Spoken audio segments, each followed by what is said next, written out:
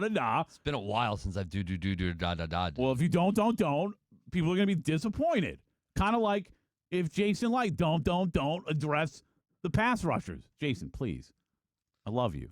This offseason, let's make it a huge priority. As a matter of fact, we're talking to our friend Charlie Campbell at 8 o'clock today. The first 3 rounds of Charlie's mock draft, he has them selecting a linebacker.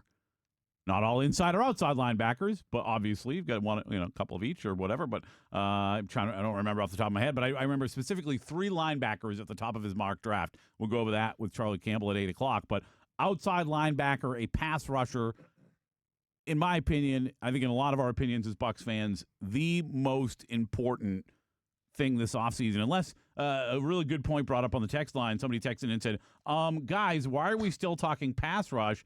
We picked up JPP late last year, remember? Yeah, I did forget about Jason Pierre-Paul, but they do need to address pass rusher in a serious way this offseason. And I mentioned before the break, we had got some very interesting comments about Trey Hendrickson and when it comes to the Buccaneers. I want to get to those in a moment.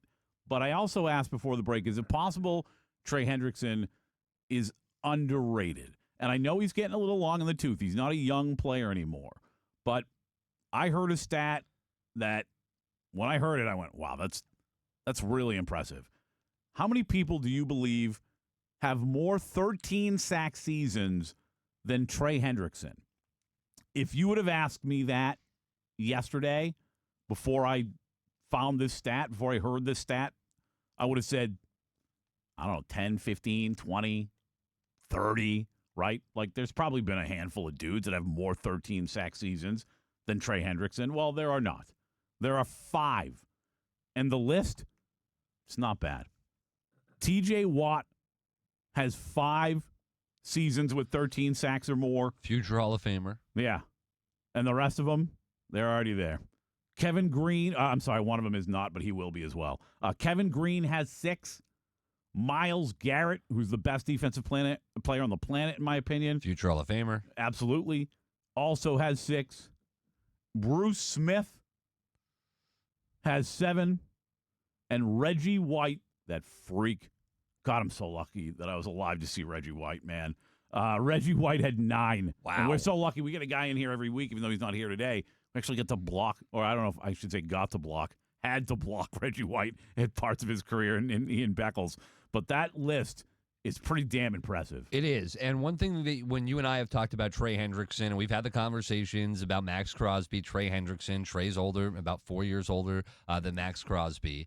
The one thing that you have mentioned, and rightfully so, is that he's battled injuries or battled injury last year, major injury, which is absolutely correct. Last year, Trey Hendrickson had to he underwent that core muscle surgery, and he missed a lot of time. I don't even have core muscles, so I'll never have that surgery. Hip, pelvis, that's concerning.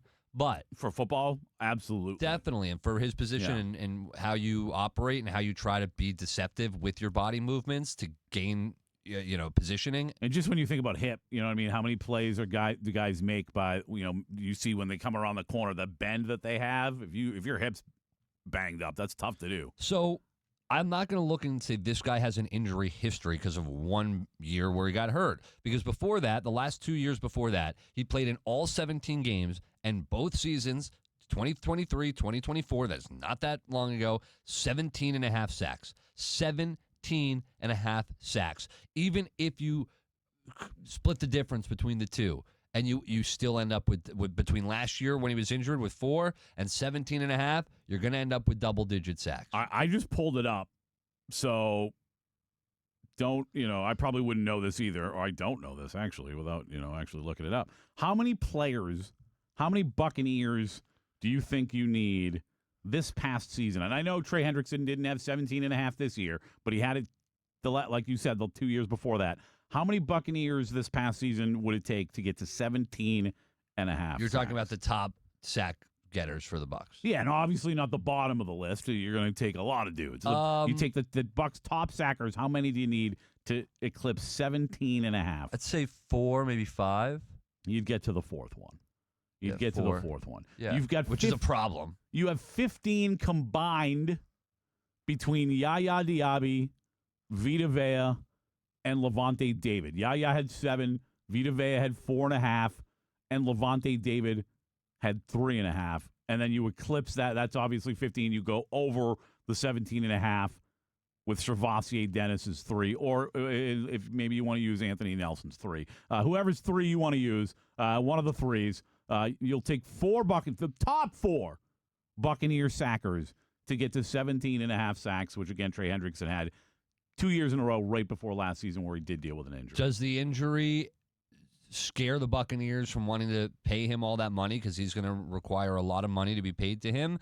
And then you're going to have to get a look at him, right? And have your medical get a look at him and to just decide, like, is this something that you were? I don't know personally, Aaron, and it'd be great to be able to have maybe our doctors on from the Florida Orthopedic Institute. Here's something we never really talked about with them, right? Is core muscle surgery. Like, that's something very unique. There are things like knees that are degenerative and over time are just not going to get better, especially at his age. But like a core muscle injury, what exactly does that entail when it comes to coming back from that?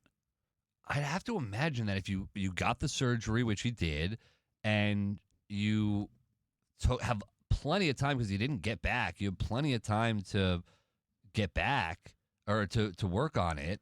I think you'd be fine by 2026. By the start of the season, you'd be fine. Want to vomit in your mouth a little bit? Not really, but. So we're talking about how he had 17.5 sacks each of the last 2 seasons before last year. But last year he was injured and only played in 7 games. In those 7 games, he had enough sacks to be 3rd on the Buccaneers. Crazy. He had 4 sacks, which would place him as 3rd on the Buccaneers. But the question might be, does Trey Hendrickson want to be a Buccaneer? Would he be, would we be able to bring him in? Would this be an attractive spot for Trey Hendrickson? Well, I heard something. I saw a report from Adam Schefter, and I thought, well, that's interesting. And then I heard his words, and I thought it got more interesting. And this is Adam Schefter on Pardon My Take. I think that he would love to be in Tampa. And I'm not just saying that. I think he would love to be in Tampa. He lives in Ponte Vedra. I don't think the Jaguars have the necessary requisite cap room for him. Okay. Tampa would be a great fit. I think in a perfect world, Trey would like to stay in Florida if he could. No state tax. But he's also open to going to the best possible situation. Very interesting. That is very interesting. I'm not just saying that. Why, Adam Schefter? What do you mean you're not? When you say I'm not just saying that, that implies that you know something and you're not just speculating. I'm not just saying that. To me, sounds like more than speculation. Ponte Vedra, it's close to Jacksonville. Like he mentioned Jacksonville there. It's close to Jacksonville, right? Don't write me, dude. You know I'm not a long-term Floridian, and I'm terrible with directions. Sam Cohen, mascot knower, and also knower of geography. Ponte Vedra, it's where they play the players every year. So yeah, it's okay. That's in Ponte Vedra. All right, so it's near Jacksonville. Sam brought up a very interesting point to me as well before the show, Aaron. He said he'd love to stay in Florida. Did you notice anything he might have left out? No. Sam? I just found it interesting that he mentioned the Jaguars situation and mentioned they probably don't have the money. We all know here that the Dolphins suck, but he didn't even say the Dolphins. Which we know they're rebuilding, new head coach, yes. But even still, you would think there's only 3 teams in the state of Florida. Not an attractive situation for anybody. No. Right Lots now. of money, though. Not an attractive situation. Okay. You know what that points to? And I like where you're going with this, Sam. Wants to win. Exactly. And that's where the money might not be as important, which is a good thing for the Buccaneers, especially if he wants to be a Buccaneer, which Adam Schefter knows something. Let's listen to it really. I know we got to hit the break really quickly one more time. Yeah, I think his words matter when he says, I'm not just saying that. I think that he would love to be in Tampa. And I'm not just saying that. I'm not just saying that. Oh, that was weird. I'm not just saying. Why would you lie? I'm not just saying that. You were Adam Schefter. You got 20 million followers. You don't just say anything. Yeah. Well, but I think he's trying to make the point that he's not just speculating, because there's a lot of speculation that they do, and I think he's trying to make the point that that's not what this was. All right.